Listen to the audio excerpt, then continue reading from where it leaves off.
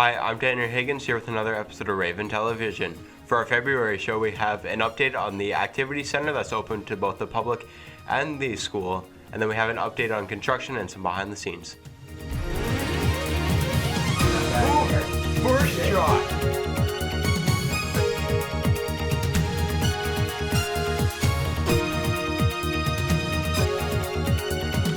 Hello, everyone, and welcome back to another Ravens TV podcast. As always, I'm your host, Addison Prest, and we are here today with Mr. Lynch talking about some sort of developments and projects that he's been working on at the school. How are you today, Mr. Lynch? Doing very well. Another snowy snow day in January, and happy to be here, so thank you very much for having me. So do you just want to tell us about what you have been working on here at the school and what you're hoping to get developed? Yes, myself, along with many other stakeholders, both at the school level and the school board, we're hoping to develop an outdoor space that students can be proud of, and I'm sure I'll let you know later on about what that space is going to look like.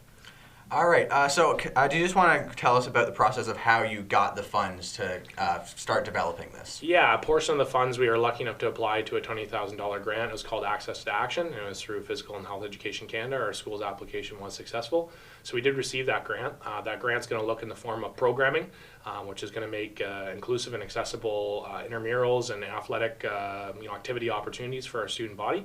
Another portion, of that grant was built off, having equipment and different things provided. So some forms of those equipment are going to come in this outdoor space that I referred to earlier, and that's going to be, a multi-use sports court, basketball nets, tennis nets, where students, have a place outside where they can gather and enjoy each other's company while being physically active. Okay, and so will that sports court be open to other students, like once, sort of open to the community, I guess, once school has ended? Yeah, that's the original intention. When I mentioned the other stakeholders, there's a lot of other people involved at a board and school level that have reached out to, other grants and other funds and some in-house money to hopefully try to create a space that's, a space that the school can be proud of. And as of right now, the intention is to have some sort of seating area. I've heard some different things tossed around that might look at an Indigenous circle gathering space, which would be awesome. Also some picnic tables where students can eat lunch, and then some games as well. So it's going to be a place that, like I said, people can gather, they can be proud of, and all come together. And from what I'm hearing is it sounds like it's something that we'd like to open up to the community. So hopefully that's something that people can access outside of school hours on weekends in the summer and stuff like that.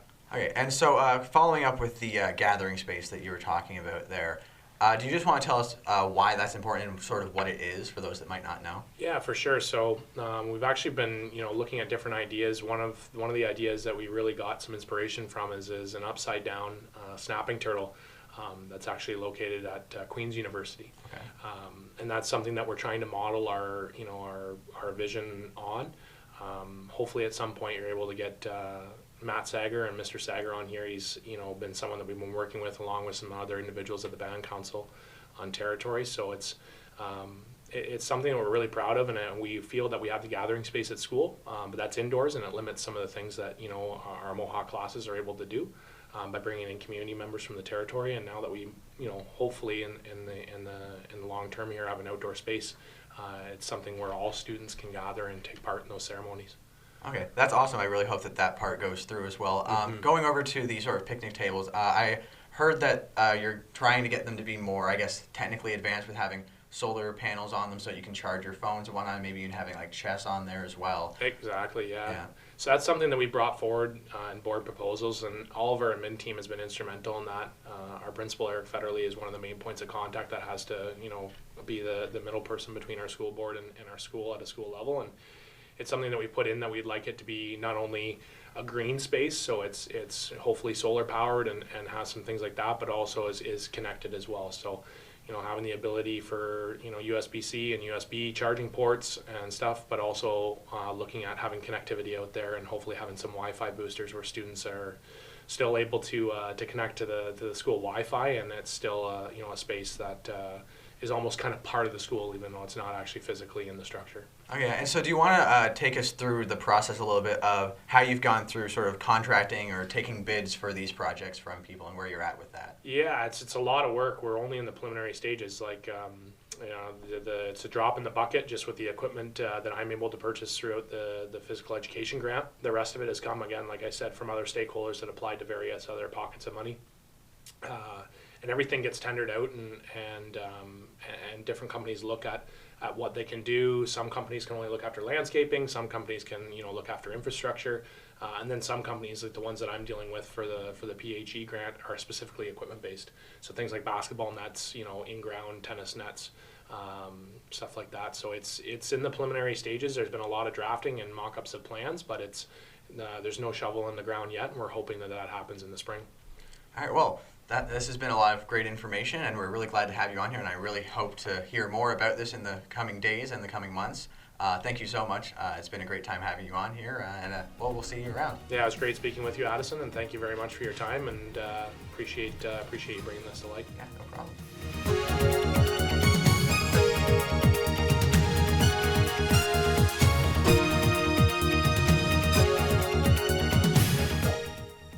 Hello, everyone, and welcome back to another Ravens TV podcast. I'm Addison Press, and today I'm here with Nicholas Rittenhouse. Say hi, Nick. Hi.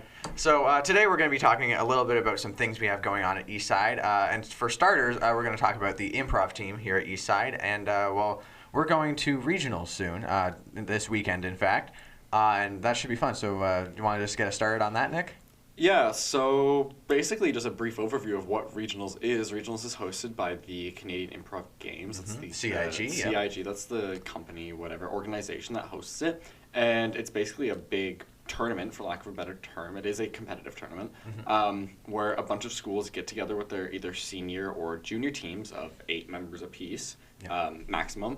And we go on stage and we perform a bunch of games, a bunch of scenes, where the audience will suggest something to us based on an ask for that we give them, and we get a 15-second prep, and then we perform the scenes. Yeah, so do you want to just run us through the actual games that we're going to be playing, or the games that we have the options of playing? Because we don't play every game. We basically get to choose a few games that we play, and then there's usually one that we don't play. Yeah. But yeah, do you just want to run us through those? Yeah, so every team has to play theme. You will draw a theme out of whatever they've decided to draw. Yeah, usually out of some crazy thing, usually like a hat, a pumpkin. It's usually thematically relevant to what time of year it is. Maybe it'll be something Valentine's Day based. Yeah, most likely because we're getting close to that. So, they'll probably pull it out of a heart or something like that. Not an actual person's heart, I'm hoping here, but... theme, you get a theme from whatever they pick. Yeah, so something like play or aging. Yep, that too.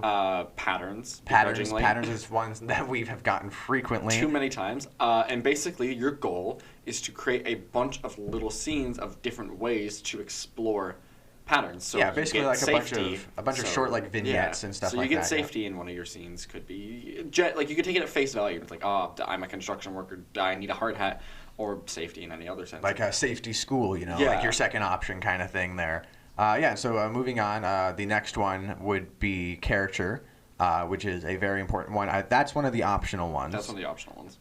But basically, the only goal of character is to show an original character. So with a lot of these games, you get what's called an ask for. And basically that ask for is someone that's a member of your improv team will basically come up to the audience and ask them for something. So, for character, you might ask for a character trait or a name, or, it can be really simple. And so you get a suggestion from the audience for that ask for, and then you use that to create, in this case, your original character. And we're marked on various different things, such as... so the marking scheme... If I'm remembering correctly from the years that we've done it, you marked on giving and receiving ask fors. Yep. So an ask for can be something as face value as, what we were just talking about. Your ask for from the audience, you ask for a character trait, you get lazy. How well do you show a lazy character? Yep. That's accepting offers and ask fors. Yep. Accepting your ask for is one, but then offers is another one. Yep. And an offer is when... It could be as simple as saying, Addison, do you want to go to the park? Addison and then I would probably reply, yes. shouldn't say no. Yeah, because if I say no, then I stop the scene, it's dead, and then there's nothing to do. But it can go as deep as you could be in a greenhouse, and you could be like, these plants are dying. I wish we had an expert to help and then us. an expert comes in, and then the people who are the plants start dying as well. That's also taking offers. Another thing is stakes, which is basically just making sure that a scene has real actual weight to it, that there's actually consequences if something goes wrong, basically. And then there's also committing, Yeah. I don't actually, no, it's not called committing. It's is not. it? It's devotion, dedication. No. I don't remember what it's basically. That It's you have something to be, along that yeah. line. Yeah, it's basically committing to the performance and actually going through with what you're doing, not just kind of being like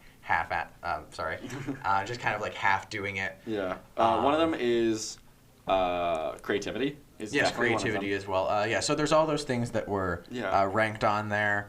And then, okay, so moving on, the next one would be the story game, which is arguably the most enjoyable for just regular audience goers, because, it's basically, that a theme. Theme is usually really funny, so people enjoy that a lot. Story is basically, you're telling an original story.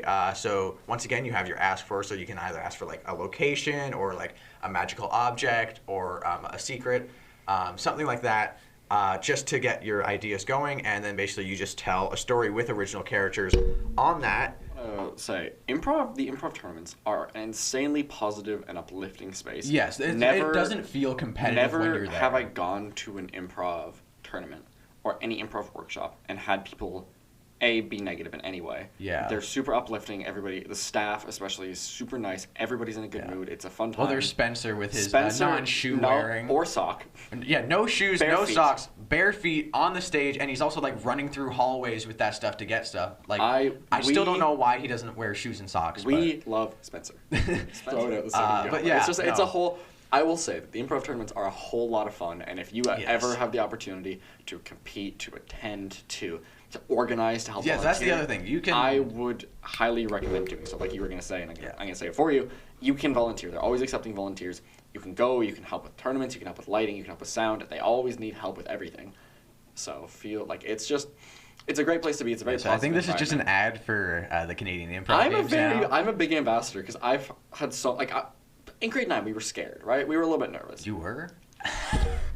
I was a little bit nervous going to compete for the first. That's weird because I'm a performer. I dance, right? Yeah. It's not something that I'm used to being that nervous to perform because it's like you can't fully prepare for improv. Anyway, it's so welcoming. The entire environment is so nice. And every year, I don't think I've gone a single year that we had a tournament without like actually making friends. Like without actually making people that you talk to through it. You all exchange social media and whatever, but then you become friends, and it's just it's an uplifting environment, and I really enjoy the tournament. And that's why I encourage people to join the team and to watch because it's fun. I mean, on the surface, it seems it's a bit dorky, and I will say it is a little bit dorky. It is, but it's so fun, and once you're able to get past the idea of how ridiculous it is, I think you're able to have a lot of fun there. But this has been a great conversation. I think we got a lot of knowledge out there for people to hear and probably forget, but we don't blame them for that.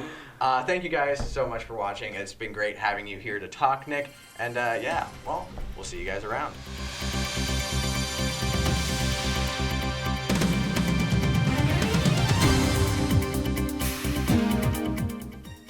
Thank you for watching another episode of Raven Television. I'm your host, Tanner Higgins. We hope you enjoyed this episode, and we'll see you next time.